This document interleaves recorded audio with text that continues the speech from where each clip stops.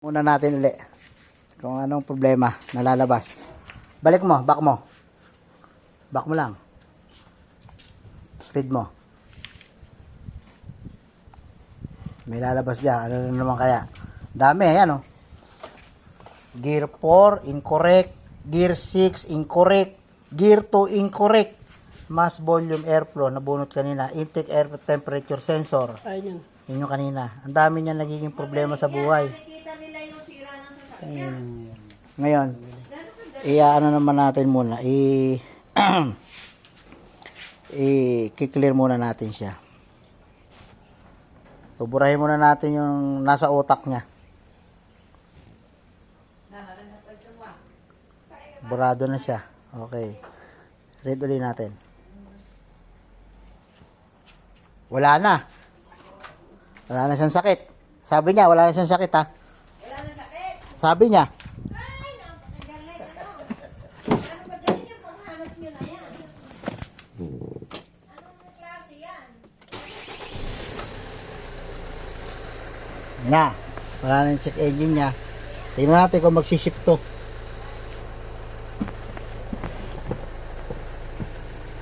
Alfred, wala nang kalso? Fred, wala nang kalso? Walang kalso? Walang mga nakadya sa ilalim? Wala.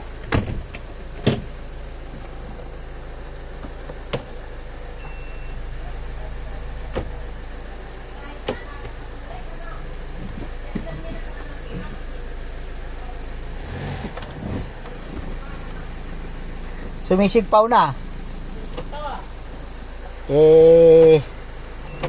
Testing natin to sa labas. Lagyan natin drive. Meron na siyang drive. Lagyan natin sa drive. Ngayon, kasi kanina, pagka nilagay mo dito, drive 4. Ngayon, drive 1 na siya. Okay na, drive 1 na. Drive 2. Drive. Walang 3. Wala. Okay na, oh. Ba't walang 3? Wala man 3. Tapang maandar. Baka. Plus, wala. Kanina naka-stack up yun sa ano. Drive 1, drive 2 lang. Yan. Okay na to. Road test. Okay na. Ibaba mo yung ano.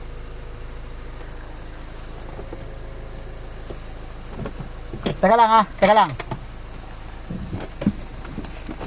Wala na yung ano dyan, Alfred.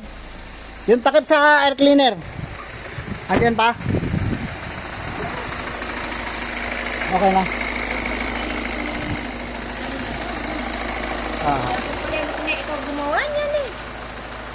Para noon eh. Tingnan natin kung babalik. Wala na oh. Wala na siyang fault codes.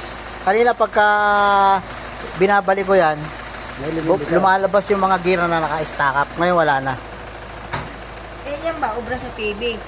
Hindi po. Makina lang. Pang Pero sasakyan may na. nabibili bang ganyan sa TV? Wala. Tanggalin mo yung BCI. Ay, galing. Ay, kumitay na ako. Tumakbo na ang kusa eh. Tsaka kanina pagka nag-gear ka ng low gear, plus minus, may stuck sa number 4. Ngayon may 1 and 2 na. Testing mo nga, Fred.